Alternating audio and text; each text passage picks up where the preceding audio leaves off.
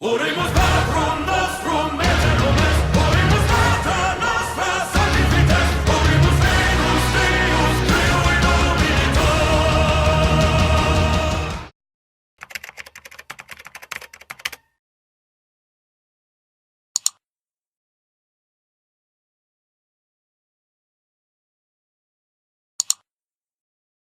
Bonjour, laissez-moi vous parler de mon école, l'école des FDP. Vous vous demandez peut-être ce que c'est? C'est simplement une école où vous allez pouvoir suivre un enseignement complet d'FDPisme, à travers 3 années de bachelier, puis 2 années de master en spécialisation. En spécialisation comme Internet ou encore les pranks. Sachez que 67% des rageux sur Internet sont lauréats de notre école et que de nombreuses célébrités sont sorties de notre université comme le fameux El Chiante ou encore ta mère. J'ai moi-même suivi ce cursus.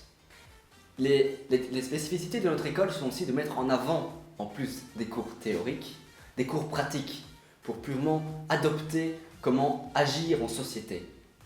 Et n'oubliez pas, un petit caillou dans une chaussure peut être plus chiant qu'un seau d'eau dans la gueule.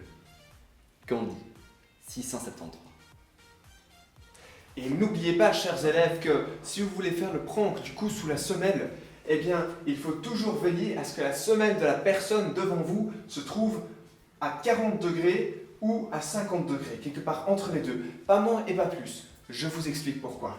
Si la semelle de la personne se trouve, par exemple, à 20 degrés, donc pas suffisamment vers le haut, et que vous tapez dedans, la personne va recevoir un petit choc dans son pied, mais rien de grave, elle va pouvoir se restabiliser et votre prank aura échoué.